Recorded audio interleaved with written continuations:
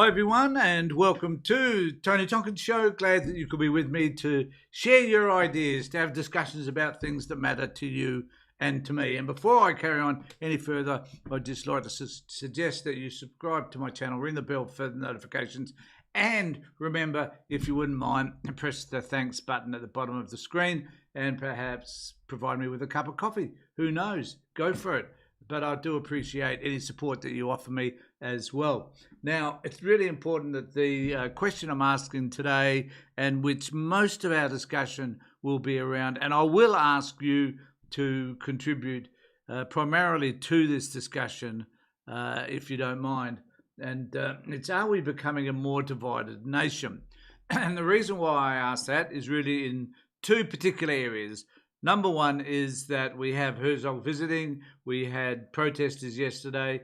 We saw the police becoming very, very aggressive, and I'll show you a clip around that in just a moment that I've got on X. And also, of course, we've got the division which sits within the Liberal Party and the coalition. And on top of all of that, we've got the surge of One Nation, which presents as an existential threat, I think, to the coalition in particular. I've also got some statistics to bring to you from the latest news poll, which also indicates what I've just been talking about. What I wanted to discuss initially, and this is what I'm most interested in, and I do appreciate that some people sent a statement in which came in just before I came to air, actually, and I'll just put that up. And it was Albanese's made speech in Parliament that did him proud, in my opinion.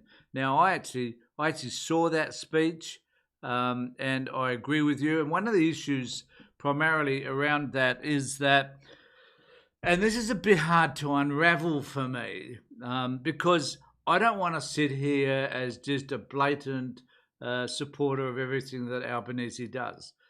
But it does raise the issue for me. You can have the rhetoric, which Albo did, and he does very, very well, I think, and he does it in a calm, considered way in relation to not causing further division in this country. So this is his rhetoric. However, and I do need to say that I agree with you that it was a good speech. It was a response to a question, and it was from a Tills question, Siegel, I think it might have been, but it was very well responded to and respectfully done. And that is Albo's strength. The problem that Albanese has is that sort of strength, that talking to and directing his conversation around issues such as division is fine.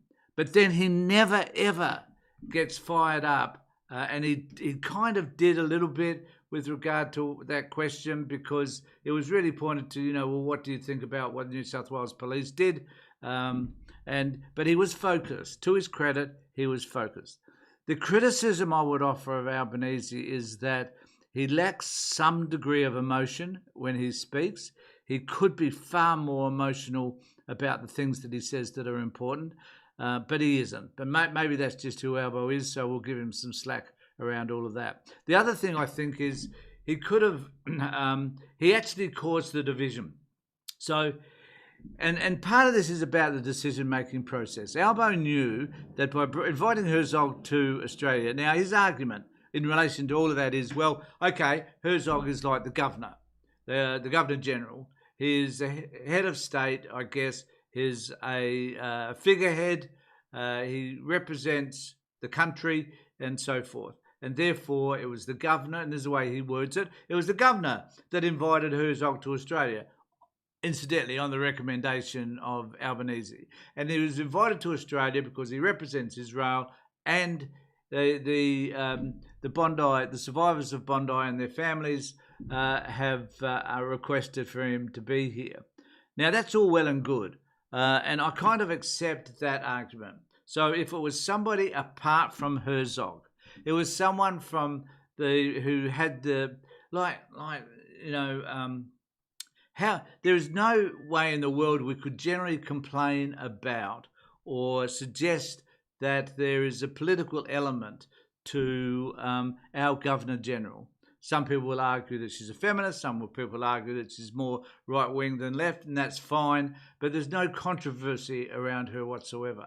However, there is a controversy around Herzog, and that is he's taken an active role in determining how it is that he will support what Israel are doing in Gaza, signing a bomb, even though it wasn't supposed to be a lethal bomb, I hasten to add, but nevertheless signing that bomb, suggesting that it was okay that that bomb be dropped on Gaza, is wrong. The fact that he made a statement about eradicating Palestinians from the earth, and particularly from Gaza, and demonstrating, he hasn't, in my view, and I don't know whether someone would agree or disagree, but he hasn't, in my view, defined what it is that Israel should be doing in terms of a two-state solution. Now, Albanese, to his credit, came back today and said, I still support a two-state solution. That is important to me. And he also did make the statement that he is concerned about the death of innocent people in Gaza. But I think that there comes a point where you need to make this sort of stand. You need to be able to tell people, well, what the government is doing there in terms of eliminating and dealing with the population in Gaza and the deaths that are occurring is wrong. And he also needs to make a stand about that at a stronger level. So he could say, well, we're going to annex. We're not going to annex. We're going to financially disadvantage them in certain ways. We're not going to send them stuff. We're going to sanction some of the companies that supply to Israel. He could make a really determined effort to let people know that he is prepared to stand up to Israel. There is his failing. He is unable to do that. He's unable to be able to say the death of 70,000 people, most of them women and children, the bombing of hospitals, the bombing of schools, the bombing of campsites is wrong. And I can't understand why someone who has, I guess, some sort of moral integrity, such as Albo, would choose not to do that. So there's something happening in the background. There's an influence that is imposing itself upon Albo and his government, which is about, I think, don't stand up against Israel. Because if you do, the Jewish community will turn against you. And that 120,000 people in the Jewish community will find ways to spend money in the opposition seats, and that you will be abolished. And I think that's a fear. I think that there's so much money being spent by the right-wing Jewish community, which incidentally isn't all of them. There are lots of Jewish people who make a stand about what's happening in Israel. And I did see something the other day on Michael West's side, whereby the person, I did have it up here, I've taken it down now, but I did have it up, and that was that she was, as a Jewish person, defined what happens in Israel and the Zionists is like a pyramid scheme, is the way she described it. And I think, Albo, you need to have the guts to be able to make a stand. I want to thank JG again for the $2.99, mate. I really do appreciate it. Thank you very, very much. Someone says I'm not convinced that Hamas even exist. I guess it's kind of a reasonable. That's the wrong one. That's a reasonable suggestion, I think. But they do. All accounts they do. So, and some other conversations going on here. Albo doesn't have the integrity you think he does. Who says that? For fuck's sake, you guys could never put the blame where the blame has. Sheldon, tell me whether you think the blame should lie, and we can have a discussion around it if you want to. Just tell us where you think the blame should lie. It's stupid, I think, to be able to say and blame us, blame me, blame those people who are making comments that they don't know where the blame lies. Where does the blame lie? Now, if you're going to blame, and I'll just come back to this, and we won't dwell on it too long, but if you're just going to blame Hamas for the 1,200 people that were killed, of which many of those people that were killed were actually Israeli soldiers, I hasten to add, but nevertheless, there were 1,200 people killed. If you think that it was proportional to go and wipe out a whole nation, if you like, if you think it was proportional and appropriate to talk about completely eradicating a group of people, an ethnic group of people, or a religious group of people, such as Muslims and Palestinians in particular, then you are friggin' stupid. And I'll just say that, no, because that the eradicate, it doesn't matter who's doing it. It doesn't matter. You know, the Holocaust was horrible, you know, and Jewish people need to be understood in terms of the Holocaust. Germany understood what they did in terms of the war and how they need to make some sort of compensation, and have done so to the Jewish people that they either killed or that their relatives sought some sort of compensation. So that happens. People need to understand that there have been times in the human species are terrible, terrible, terrible beings. We are horrific. What we do is atrocious. The way we attack and kill people indiscriminately is wrong. It doesn't matter who you are. It doesn't matter whether you're a Christian or whether you see yourself as a Muslim, or it doesn't matter. Or whether you see yourself as Australian or Israeli or you're not from the United States. It doesn't matter. The fact that people think that it's okay to slaughter a group of people simply because your history says and the indoctrination says that you must hate them. Hate itself is an horrific human natural experience. It is wrong. It destroys populations. It kills innocent people. And at some point, no matter who's committing those crimes, they need to be called out for it. And this is the trouble with the Albanese government. They will not call out Israel for the terrible things that they have done. So it's okay to call out Hamas for what they did on October the 7th. It's okay for that. It's okay to call out particularly what happened in December the 14th last year. It's okay to call out those people as being ISIS people. It is okay. But it isn't okay, for whatever reason, to call out Israel, a country and a military force, for what they have done in Gaza and what they could plan to do in the Middle East in terms of Lebanon and other neighbouring countries. It is not okay to call them out, because when one calls them out, one is determined to be, for whatever reason, anti-Semitic. And that is so much bullshit. It's wrong at every level. We have a rage beta here. Okay, I don't know who they're referring to. We have, so thanks for all your feedback, folks. I really do trust Israel. Right, just reading through some of your responses. I'll try and get through as many as I can. And this is true, JG. So I'm going to put this one up. And this is my point. There's a majority of Jewish people that abhor what's happening in Gaza. And that's not shown enough. And there are. And if you wish to have a look at somebody who is a Jewish person who talks about this all the time, is Anthony Lowenstein. Look at his work. He's a journalist. He's Jewish. He talks about how disgusting their behaviour is. And he, as a Jewish person, makes a stand against it. And I can't see, it's like, we can have our allegiances. We can have our allegiances so that we're so blind to what a particular party that we support is doing.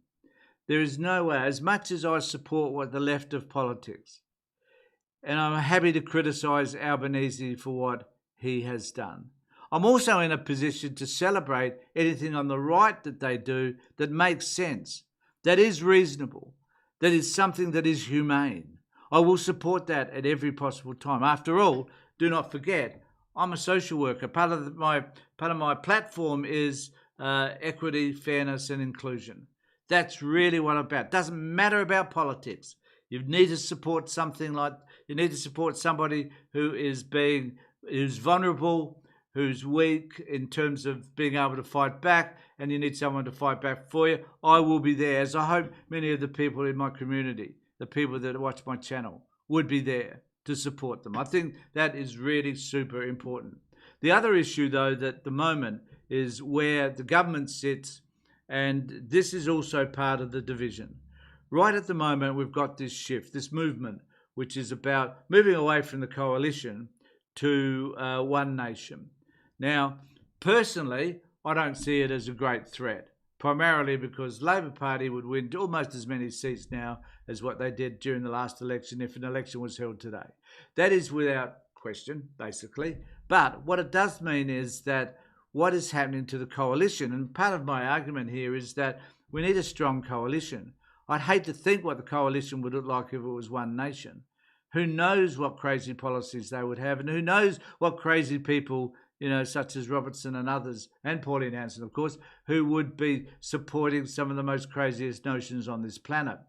So where do they stand? I'm going to bring up a post later on, which was, I don't know if it was the Guardian or the ABC article, but it did talk about some of the One Nation policies. And I'm also going to do a segment on One Nation policies, as well as also a segment on other policies as well, so that we can take an overview as to what's happening, even though it's so far away from an election here in Australia. But there's also one local election coming up on March 21st or whatever it is here in Adelaide. So part of this is about having a look at what all of this means.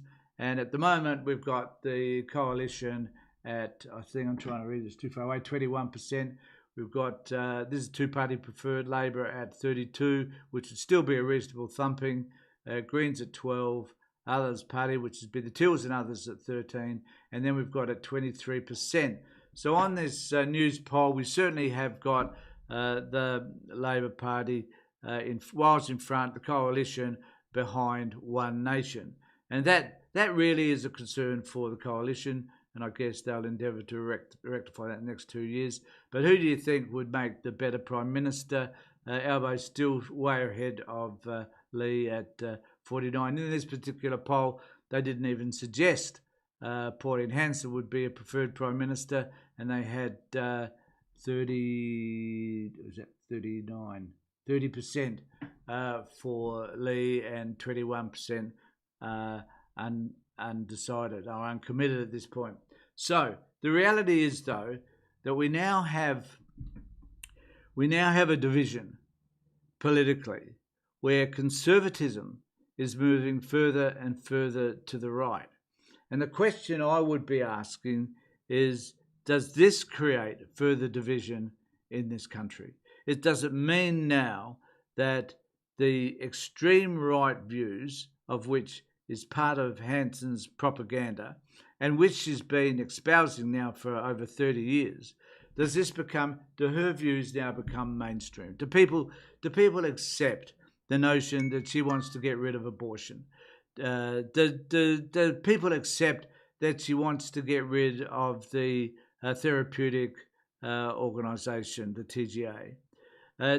Do people accept that she wants to get rid of any monitoring of climate change and the transfer of power to renewables? Do people actually care about any of those issues? Well, or does it mean that because they're not caring about those issues now, the only issue that they care about is this term mass migration? A furphy, it's not happening. People aren't coming to this country in great masses and overrunning everything. It's a furphy. But nevertheless, is this the issue that primarily concerns most people? Is this where we're at right at the moment?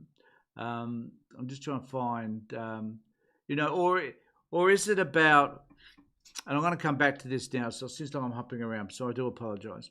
I want to come back to this. Is it about people protesting? Is it about freedom of speech?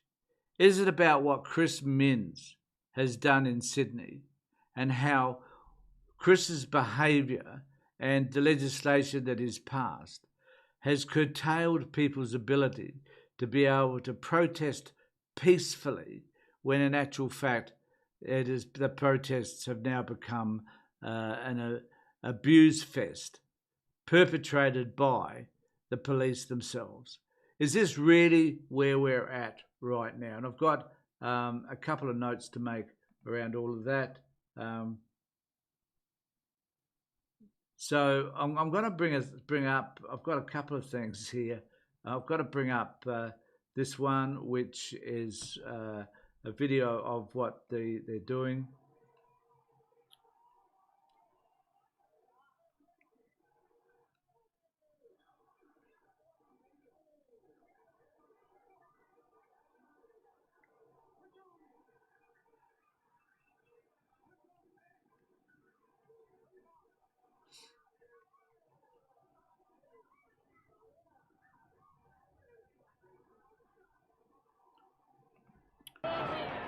So the guy's on the ground, being punched in the head and punched in the stomach. Now,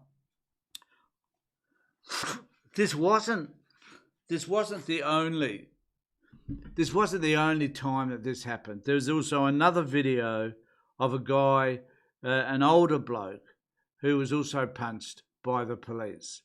Now, when I'm talking about division, does this mean that we're becoming without ICE, without some sort of regime that's set up specifically to attack a certain group of people? Does this mean that the police are now becoming that?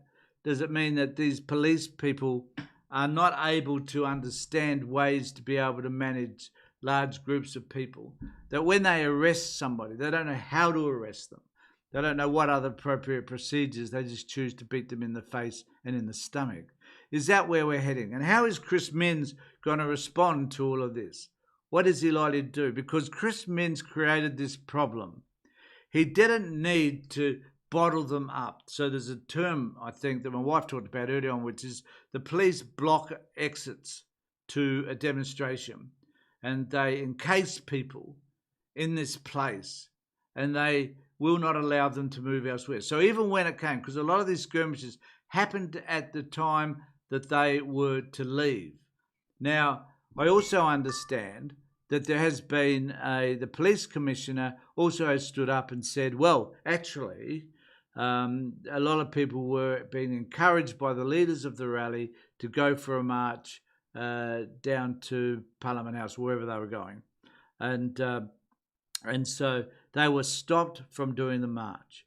What could possibly ever happen that would have meant that violence would have erupted had they just gone for a march? Because we know that history tells us when they march, they are calm. And they feel like, for the protesters, they feel like that is part of the process of protesting. To walk through the streets, let people know how you think and feel, and to be able to demonstrate appropriately by marching. So they were prohibited from doing that. But when they were told that they could leave, when they were told, well, look, you can go now, they were restricted. And it was then that the fighting broke out. People were simply trying to get out of the way. So I've just got... So I'll just bring up a little bit of what I've got here on this. Police are working to bring charges against the 10 protesters arrested of assaulting police officers. And maybe some people did, maybe some people acted badly. I'm happy to accept that. Most of the 27 protesters arrested have been released, though at least one has been charged and is before the courts after violent clashes erupted between police and demonstrators. It comes ahead of a protest outside the Sydney police station this evening, launched in response to police conduct yesterday. Herzog visited students at Monash War Memorial College, blah, blah, blah. New South Wales Green MP hospitalised after last night's protest angrily confronted New South Wales Police Commissioner Mal Lanyon at Parliament House this morning when she told Lanyon of being alleged mishandled by officers at Town Hall. Greens MP Abigail Boyd was in tears as she told Lanyon of injuries suffered after being pushed by an officer. repeatedly tell the Commissioner it's just not okay. President Chris Min has defended the police response at the rally, while Lanyon praised the remarkable restraint police displayed at the demonstration. And maybe they did display restraint. I don't know. I wasn't there. Should have been at the Adelaide rally, but I chose not to go in the end. But it's a mess. And what is Chris Min's response likely to be? Is he likely to inflame the situation by bringing into play the 14-day restriction that legislation now allows, or is he likely to let that go? Is he now in a position whereby he could say, well, perhaps this didn't work out as they should have, maybe we should just allow people to not only gather to hear speeches, but also to walk to another location where they can protest as well. Maybe this is what we should be doing. And this is stupid. And the stupid idiot, Tony Abbott, came up with this. Former Prime Minister Tony Abbott suggested police who punched protesters yesterday should receive a commendation. Now, Tony Abbott, I don't know if it's in this reporting, but, it is in this reporting. And I'll read it out to you in just a moment. But Tony Abbott is a wannabe has-been, I think. He so desperately still wants to be relevant.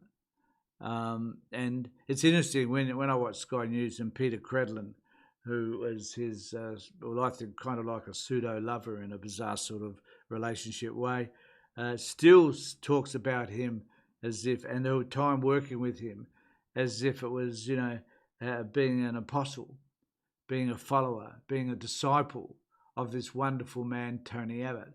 And Tony Abbott is just a freaking disgrace. He was a disgrace as Prime Minister, and is just a disgrace right now. And it wouldn't surprise me to find that Abbott decides that he's going to look for a seat that he could muzzle his way into come the elections in 2 years' time, so that he could take over the Liberal Party, particularly if they fail again. So this is what he had to say, though. Former Prime Minister Tony Abbott has suggested police who punched protesters yesterday should receive a commendation. Now, if this is coming from the right, what does this tell us about the Trumpianism of the right-wing political party, the Liberal Party, who are ostensibly pseudo-elected by, or have Tony Abbott as their leader. And officers of future demonstrations should be armed with tear gas and rubber bullets to safeguard against the pro-terrorist protests we've seen too often. So, and this is, when we're talking about division, folks, we're also talking about this type of language. Now, to Albanese's credit, he would never, I believe, use language like that. Refer to them as pro-terrorist protesters. And when we're thinking about whether this country is divided, when one considers people like Tony Abbott are using such inflammatory language, all of us should say enough is enough, and that we should never want anyone like Tony Abbott anywhere near Parliament or politics again. And the same applies with Pauline Hanson and One Nation. When we start to see and hear their rhetoric, which is similar to that of Tony Abbott's, it's at that point we all should stand up and say, no, never, never do we want you to influence what happens in Parliament ever again. And, to be fair to Pauline, in 30-odd years, she never has. So, but we need to be wary that this side of politics is likely to take over. It went on to say, Abbott called on the 4 New South Wales Labor MPs at the demonstration to be suspended from caucus, though he didn't suggest they should be sacked. So, Ed Husick might have been one of those. No, they're New South Wales Labor people. I don't know. But there are many people on the Labor Party. So here we have a Liberal Party ex-Prime Minister, still influential, admittedly. I mean, he's got Credlin on Sky News on his side, so that should tell us all that we need to know. But then we have this bizarre individual telling the Labor Party how they should behave in relation to people from their side of politics that attended the rally. Well, I don't know what in the hell he would say if someone from the Liberal side or the Nationals attended a rally like this. And, then you've got to kind of ask yourself, well, okay, what does this tell us about them that they wouldn't attend a rally? What does it tell us about the Labor Party that members of the Labor Party chose to attend? What does it tell us about them? I think it tells us that there are a lot of people, perhaps in the Labor Party, who've got a conscience around what the Herzog visit actually does mean. And maybe it tells us also that those people in the Labor Party, if they're, I don't know whether they're federal or state, but no matter who they are, that at least they have a voice. I mean, there is a part of the Labor Party, which is the Labor Party for Palestinians. So there is a group, including Ed Husick, who are prepared to make a stand around what they really believe is happening in Gaza and that they're standing for human rights. I think that's important. But someone like Tony Abbott doesn't. So you've got to kind of wonder then, well, I do anyway, where is the empathy? Where is that sense of understanding? Well, what's happening for them is bad, or what's happening to people in Gaza is wrong. That somehow, do they in their own minds validate the murder of tens of thousands of people? Because in essence, that's what they're doing. Are they validating? And people on my side here, like Sheldon and others, is this what you agree with? You think it's okay to kill tens of thousands of people because, as Herzog said, and others on the right in Israeli politics, is the Palestinians are no better than rats. Is that what you believe? That there are types of humans who are no better than rodents? And if you do, I was going to say I feel sorry for you. And saying I feel sorry for you doesn't seem to fit the moment. Saying that I pity you doesn't either. In fact, it's really hard to find a word that would explain any feeling I have about you. Contempt might be a better feeling. Disappointed. Dismayed. Or maybe I just think of you as being irrelevant. Meaningless. Without substance. All those things. Maybe that's the way I see you. And because I can't understand, if, I don't know whether this fits, but if you saw, if a neighbour or someone you knew of was killed, I know, better example, as I often raise this example, if a woman is murdered by her partner, at that point, do we pardon the partner? Do we say, well, I can understand how you must feel because you're a male, inadequate, helpless, hopeless, powerless individual. So I now understand that maybe the murder was kind of justified. Do you find any of us saying or thinking that? Because it's the same thing. If we could justify the murder of 70,000 people, can we justify the murder by a male of a woman that he professes to love or care for? Can we justify that? Can we try and understand his mentality, why it is that he would even hold those views about, if we're separating, the idea, and I've worked in this area for decades, so I know what some men think. If we're going to separate, then I'm going to make sure that I'm going to kill myself, I'm going to kill you beforehand. That's what I'm going to do. There's a murder the other day, which was a guy's partner. He killed the partner and killed his 2 sons, who were teenagers, because the idea is, well, if can't have you, no one can have you. If and is there some sort of, and I'm just wondering about this, is there some sort of mentality that says, we don't like you as a part of the human race, that we don't see you as a species, we don't see you as a neighbour, we see you as other, this rodent, and as such, because we see you that way, we need to destroy you.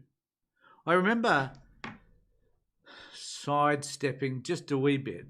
I used to work many years ago with Vietnam veterans, and the biggest problem that Vietnam vets had was that, and there's one particular incident that occurred, and I'll tell you about that if you want to bear with me. So this guy was telling me that it was obvious that they were trained. This is part of the fallacy of the training of the forces, is that they were told they would basically dehumanize the people they were fighting against, that they were these rodents, they were these people that could be simply eradicated. That was how they were trained to see them. Because if they were trained to see them that way, it would be easier to kill them. So when we see Israelis behaving the way they do, raping women, shooting children in the head, they're trained to think of these people in that way. It's because, a human basically should not be compelled to shoot somebody if they see them in equal terms. It just shouldn't happen. So they're trained not to. Anyway, this guy, Vietnam vet, lovely bloke, he was telling me how he was in a fight in Vietnam, and he had to, after the fight was over, they had to go and clear all the bodies, and of course the Viet Cong bodies. And he came across one, and he reached into his pocket. Now, for this guy, this was extremely traumatic. Like this moment, this singular moment changed his life. He reached into this guy's pocket and he pulled out a picture. And there was a picture of him with his wife and a baby. Now, this man had a similar picture of his own partner and baby in his pocket. And in that moment, he realized that this person was not the terrible person that he was told that he was a human being, just like him. And that shattered for him all that had been told, all that had been indoctrinated in. And the reason why I raise this is that I think Israelis, and I'll talk about Israelis, and perhaps to some extent some Jewish people, not all Jewish people, are taught to believe that this so-called enemy, the Palestinians, are the ones who need to be eradicated because they're subhuman. But then when you get to know these people, you realise they're just the same as you. A bit like pulling out that picture and seeing the wife and the kid. You just realise they're like you. And somehow that's missing. Somehow it's missing. So I'm going to take us to a video from the ABC, which ironically is kind of along this path, because the Muslim community met afterwards to complain. I don't know whether you've seen it, but there was a group of Muslim men who were kneeling and praying. And then the police came along and roughed them up and moved them. They were simply kneeling and praying. And it's important when you listen to this clip I'm about to play you, whereby you understand the empathy and the understanding that these people have for Jewish people. For Jewish people. So amongst that, they are prepared to talk about, and I think this is really important for us to understand, because these people, these Muslims, understand the humanity. They do. I'll play this for you. Now to our top story, the fallout from those ugly clashes between police and people protesting the Israeli president's visit to Sydney last night. The Lebanese Muslim Association have responded to last night's scenes in Sydney, and we can bring you some of that now. Appalled and outraged. We are appalled and outraged by footage from last night showing a group of peaceful worshippers being pushed and treated in a heavy-handed manner by the New South Wales Police while in a state of peaceful prayers. The conduct of the New South Wales Police represents a serious breach of religious sanctity. It is deeply distressing, unacceptable, and not reflective of Australia that we know and the values that we claim to uphold. This outrage and deep concern are shared by more than 1 million Australian Muslims and many more faith leaders across Australia. The Australian Jewish community is hurting after the terror attacks at Bondi. We hurt with them and we stand with them in grief and solidarity. At the same time, we are also deeply hurt by the ongoing atrocities and genocide committed against our brothers and sisters in Palestine, Gaza. Human suffering must never be selective and compassion must never be conditional. Israel's president's visit, President Herzog, a man implicated in war crimes and genocide, should not be welcomed in Australia. Allowing his visit undermines social cohesion and Australia's commitment to international law, accountability and human dignity, and causes deep hurt and outrage within the Australian community. We demand clear answers from the New South Wales Government, from the Premier of New South Wales, Chris Minns, and the New South Wales Police, and we demand for immediate action. I pass it on to Senior Advisor of Anik Bilal Raouf. Thank you and good afternoon, everyone. As Australians, the harmony of our country is paramount. As a multicultural society, social cohesion is an overriding value. Recently, that has all been tested, of course, by the ill-advised decision to allow President Herzog to visit, being one of the issues that has really tested us as a country and a society. There were many that cautioned against that decision, including, of course, many Australian Jewish people. Many hundreds, if not thousands, signed up, put their name to publications yesterday expressing their opposition. Connected, of course, to all of that, many Australians came out in force yesterday to express their opposition and concern, not only for what's unfolding in Gaza, the genocide, but also the visit of President Herzog, a very divisive figure in the world. And at a time when, for us as a country, social cohesion is so important, this has taken us backwards significantly. There has been widespread footage and accounts of what appears to be disproportionate use of force by New South Wales Police. There has been footage of people being disrupted in prayer, not breaching any line or engaging in any provocative behaviour. There has been footage of people being punched, hands up in the air, but being punched, Australians, and pepper sprayed. All of that needs to be looked at very closely. It does not bode well for our social cohesion, our unity as a country, relations between communities, and of course, the trust between communities and New South Wales Police. It has caused a great deal of distress amongst many Australians, 1 million Australian Muslims, but of course, people who attended from various faith communities, different communities, all of whom are expressing a great deal of concern about what happened. It has undone so much of the good work done over many years to bring communities together. That all needs to be looked at, and there needs to be steps taken to really put a light on what occurred, why it occurred, at a time when, as a country, we need to stand together to support our Australian Jewish brothers and sisters, but all of us. As Australians, we stand together. The success and harmony of our country relies on all of us to listen to each other, to work with each other, and so much of what happened yesterday seems to undermine those values and that imperative need. Thank you, everyone.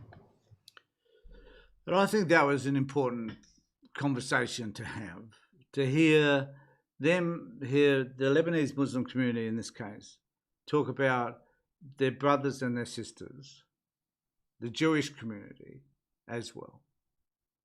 So they're not seeing them as being less than. They're seeing them as being equal to. And I think that's really, really important. Now, I know that Danielle has asked me this question. What do you expect Israel to do after October the 7th? Just wait until the next attack. Well, okay, Danielle. What next attack? I think we need to be clear about a number of things here. It has been reported that Israel knew, the IDF and Mossad knew what was happening in Gaza. The reality is that, and I don't know whether, Danielle, you're aware of this, I'm speaking directly to you right now. I don't know if you're aware, and I don't know why I am, because maybe I watch other news services apart from the friggin' bubble that you're in, where there have been reports that that Israel has almost total control of mobile services in Gaza. Israel, and you think about that, the Australian government doesn't have total control over our phones. There might be some limited control given they might think someone's a terrorist. But in Israel, they think everybody in Gaza is a terrorist. So they can tell. They know what people are saying. They know who are the agitators. They know who are Hamas. And they knew when this attack was going to happen. They already knew that. Now, how do I know that? Don't know personally, but I have heard reportings of that fact. And who knows how I don't know how true those reportings are. But let's assume for a moment that they are.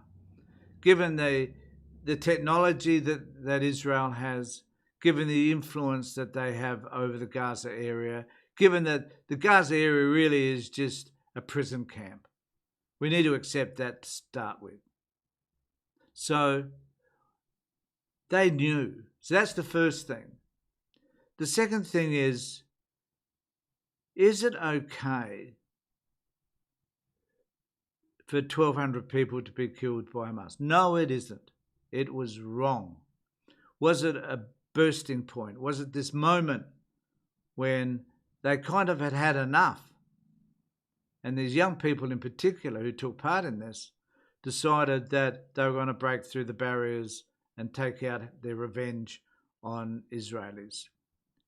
That is possibly what happened. So you tell me, Danielle, because you're so friggin' smart, what it is that would be proportional about the 1,200. So to go in and kill 1,200 people, now that probably, one could argue, would be proportional. But do you honestly think that killing 70,000 people, mainly women and children, is proportional? Now, I know that some of the things that Hamas did were horrible. Horrible. I know that, killing of women and children. I also know that many of the claims about beheading children, some of the other stupid, crazy things that have been said, have been proved to be false. So on one hand, we want to demonise Hamas, but we should call out what they've done. I don't know whether demonising them was all that helpful. And on the other hand, we also need to understand what it's like for Palestinian people to live within Gaza.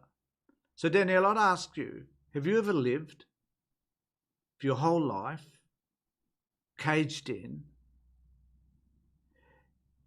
And have you ever been a party to so many people that live in Gaza who don't support Hamas, but it is still caged in by the Israelis? You can't get out. And to the extent where they govern the water that you drink and the food that you eat. I wonder if you spent that much time living as a Palestinian Gazan, if you might feel a wee bit hostile to those people that were keeping you encaged, because you had not committed a crime. The only crime that you would have, according to the Israeli people, is that you were Palestinian. Belonging to a certain group of people, is that a criminal act? Do those people need to be eradicated? So I would suggest that people like Daniela also agree that it's okay to eradicate the country, the world of Palestinian people or Muslim people. That would be, you see, my view would be that anybody who holds those views, they're the terrorist. And, consequently, and also if people hold the view that that people who are Jewish should be eradicated, as did the Nazis, then that is equally as wrong. Equally as wrong. And I'd call that out just as emphatically. And that is terrorism. We just heard in Australia from the Lebanese Muslim community who were saying how they were in step with the tragedy, that they understood the tragedy. They were empathetic towards Jewish people. They understood it.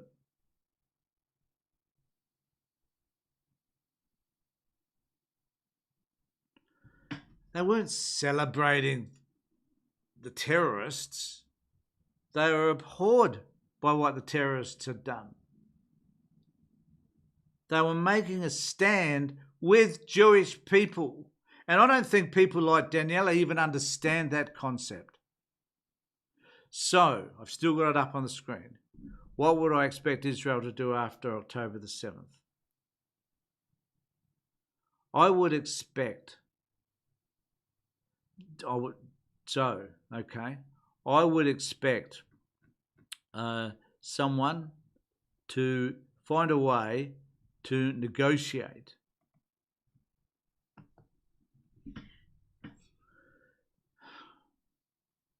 I would expect someone to find a way to have a conversation and to understand why it happened in the first place. Now, I understand vengefulness. I can understand wanting to attack the other people for what they've done. But to punish, 1.5 million people for what a handful of people did is wrong.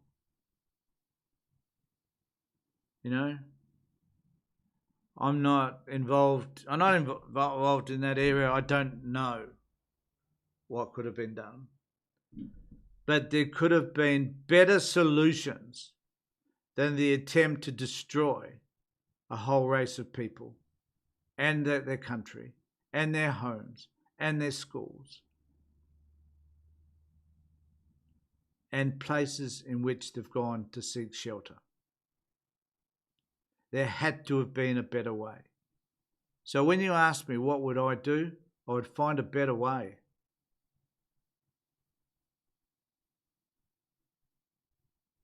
We don't have to, we don't have to agree with everybody's bad behaviour. And I've worked with lots of people who have disgusting, horrible behaviours.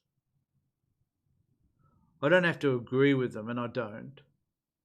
But I know that I can work with them to help them to understand that there is a different way of doing things.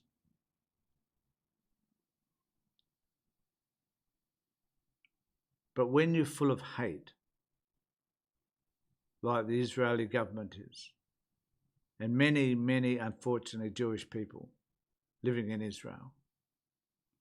And I do need to say, we can't see all Jewish people in this homogenous group. That is so wrong. I think that's so wrong. We can't, because they're not. But there are so many of them, and they influence, and they're powerful because they hold a position in the Middle East that no other sort of westernized nation, if you like, holds, and because Israel has a specific meaning for Jewish people. And there was a woman that was interviewed on one of the, I think it was one podcast I was watching, and she was talking about, she's Australian, born, I'm assuming she was born in Australia, I'm not 100% sure, but she was saying that she was referring to Israel as being her country. Like, she's Australian. I would have thought, I can't understand that concept. Now, I appreciate that it's out there, and I appreciate the people, for whatever reason, because of their religious background, see this as their land. God gave them this piece of land. They didn't, the British did, but nevertheless, this is their land. And that, the Jewish people, along with the Palestinian people, the Muslim people, the Arabic people, lived in the same land for thousands of years. But she saw it as her land. She saw it as being the place that she needed to celebrate. More so, in fact, than Australia. It was more important to her to maintain that view than it was for her to celebrate living in Australia.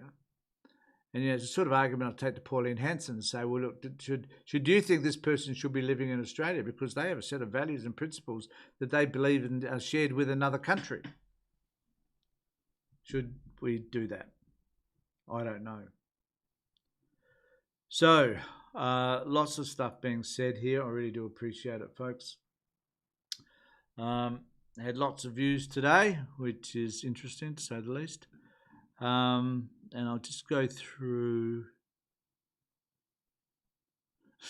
Someone, Jesus, need a Reg Toady, I'll watch. Okay. Right.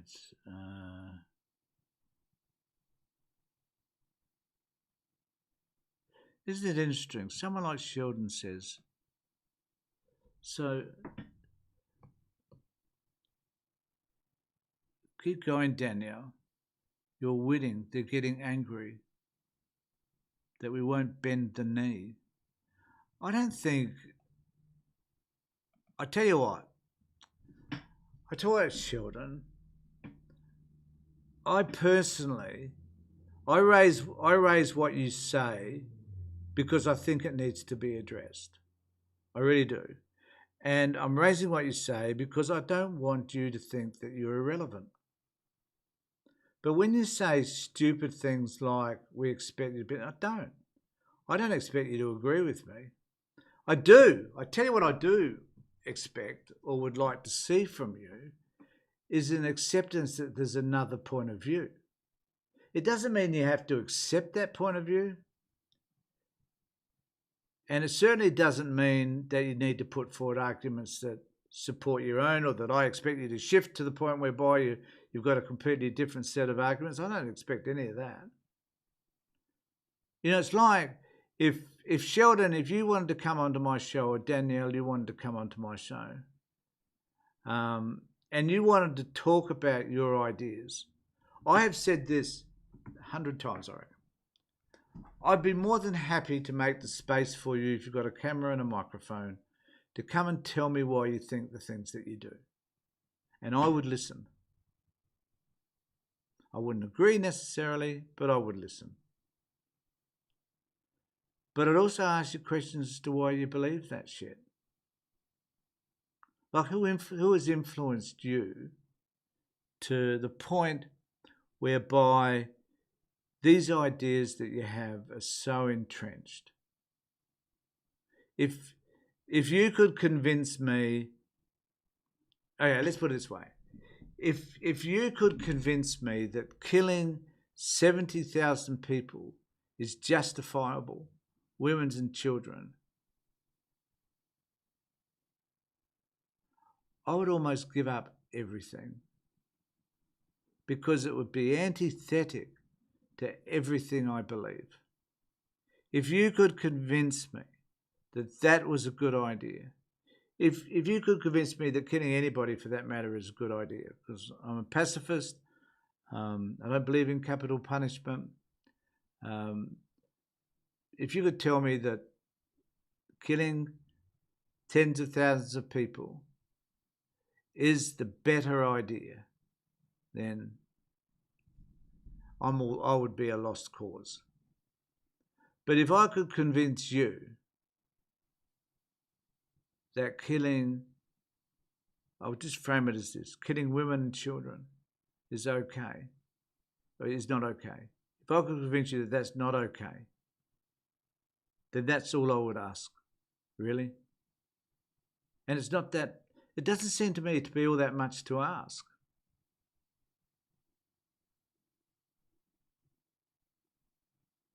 You know, it isn't hard. It isn't all that difficult to ask. But for some people, for some reason, it's a struggle. Okay, I just wanted to change tack. I did have this, I just want to go back to it. So let's lighten the load in the next few minutes before we go. There is this post of on X of Malcolm Turnbull, and I think he sums up what's happening to the Liberal Party quite nicely. So I'll play this. This is the inevitable consequence for the Liberal Party of imagining that the goal of politics is to seek the approval of the Sky News audience. Now, that may well represent many of the members of their branches, but it does not represent Australia. Australia is a sensible nation. We are a balanced, we are centrists as Australians. We have an electoral system that mediates our political conflict at the centre because of compulsory voting and preferential voting.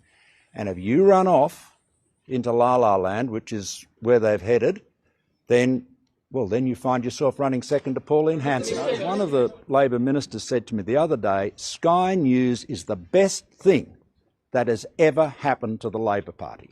It has drawn the Libs off into this La La Land, and, which is why, it's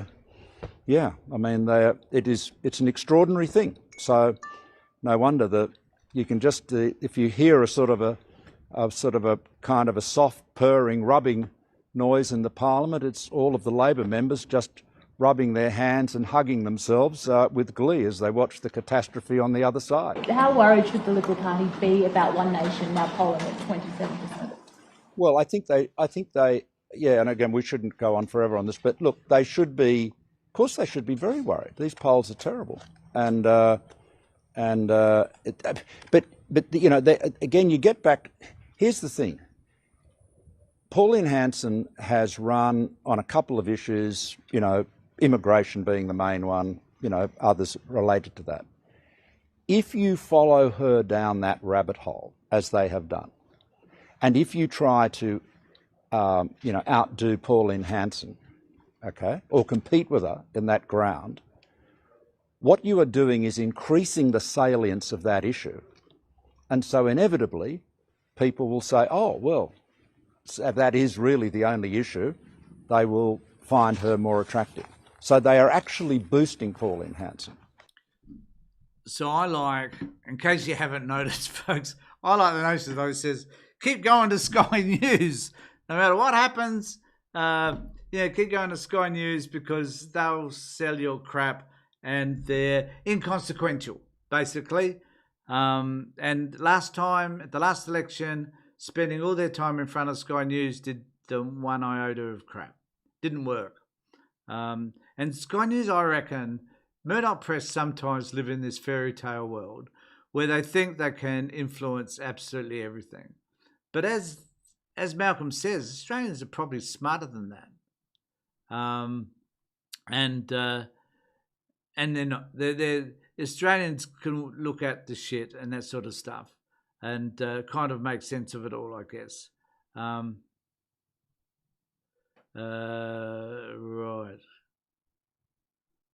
What's your answer? So someone is saying, what's your answer to Sheldon? Have an argument with Sheldon, kill everybody in the West Bank. Sky News is the most ridiculous propaganda pantomime with just, I like that. I've got to put that up, Sapphire, so thanks very much for that. That's so good. Sky News is the most ridiculous propaganda pantomime with just as ridiculous hateful idiots speaking on it. Oh, so true, so true. And I'm going to end on that note. I also want to just go back to JG. Thanks for the money, JG. I really appreciate it. But you need to turn down your Google AdSense. Every stream would get smashed with advertisements. Oh, thanks, JG. I've got to say, I have an option to turn it off. And for the last 2 live feeds, I've turned it on. But now that you've mentioned it, because I turned it on last time and no one complained about it. But I will turn it off on the next few videos. But if I do turn it off, obviously it means it's not monetized. Just want to make that point, JG. And if that's okay with you, because you do contribute financially, and I can't tell you how much I appreciate it, I'll turn it off. I promise you, next time. And it is a problem. And the other alternative to that is simply remember to pay, I don't know, pay the $7, $10, whatever it is a month for YouTube. Okay, great conversation. I'll get back to many more of these conversations over the next few days. And remember that on Thursday, I'll be doing another live feed. So join that. It'll be probably just as robust, hopefully. And I'll also be, I'm looking at doing one with Nathan Ogilvie, who some of you would have met through live feed I did some weeks ago. So I'll be doing another one. And we're planning to do them on a Sunday. So if you're just sitting back doing bugger all on a Sunday afternoon or whatever, that would be a good time to check in with us. And of course, remember, above everything else, please subscribe to the channel, ring the bell further. Okay, so I'm heading towards, I'm not all that far off 10,000 subscribers, which is a bit of a slog for someone like me running this sort of a channel, because I'm not that controversial. I don't show cats and rats. So let me know what you think in the comment section, well as below, as most of you have done. Thanks, everybody. In the meantime, I'd just like to say that look after yourself and take care of others. That's a really good thing to do. And wonder what it is that other people might be thinking and feeling, and to better understand their experiences. Bye.